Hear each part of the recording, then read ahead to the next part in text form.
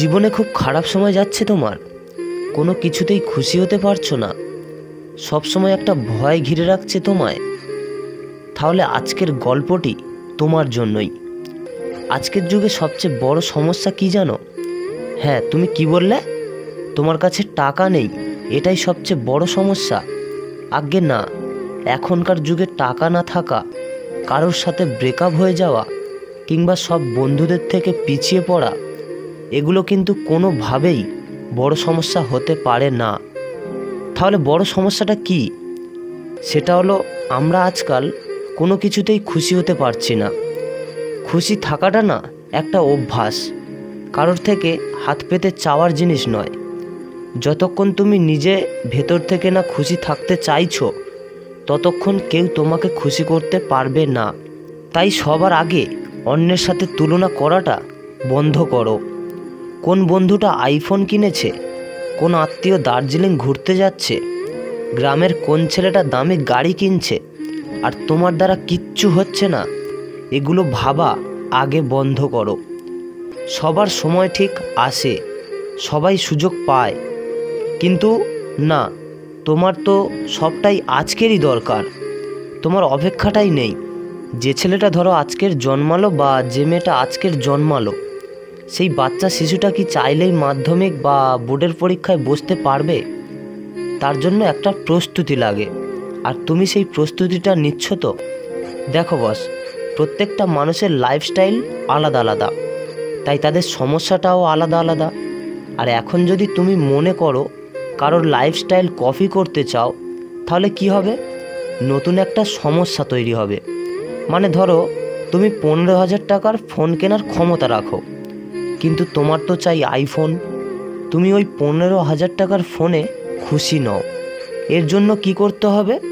কারোর কাছ থেকে টাকা ধার করতে হবে। হয়তো দিনের শেষে তুমি ধার করে ফোনটা কিনেও নেবে, কিন্তু তাতেও ফোন কিনে তুমি খুশি হতে পারবে না। কেন জানো? এই ধার শোধ করার চিন্তা তোমার মাথায় কুড়ে কুড়ে খাবে। আর একটা কথা, এইবার নিজের খারাপ থাকা কারণ হিসেবে অন্যদের ওপর দোষ চাপানোটা বন্ধ করো। ও আমার সাথে কথা বলছে না, তাই আমি খারাপ আছি।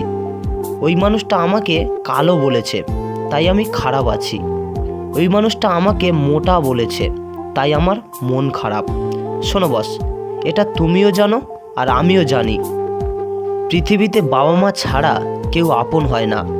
তাই কে মোটা বলল, কে তোমাকে কালো বলল, কে তোমার অভাব নিয়ে খিল্লি করলো, আর এগুলো নিয়ে যদি তুমি মন খারাপ করে বসে থাকো, তাহলে কিচ্ছু হবে না লাইফে। তোমার মধ্যে সেই জেদটা কই? মুখের মধ্যে কিছু করে দেখানোর জেদটা কই? মনের মধ্যে সেই আগুনটা কি নিভে গেছে? শেষ কবে আয়নার সামনে দাঁড়িয়ে নিজেকে সফলতার চূড়ায় নিয়ে যাওয়ার প্রতিজ্ঞা করেছ? শেষ কবে প্রাণ খুলে হেসেছ? বলতে পারবে তুমি? খারাপ সময় সবার জীবনে আসে, মুখ থুবড়ে সবাই পড়ে, কিন্তু তাই বলে কি আর উঠে দাঁড়াবো না?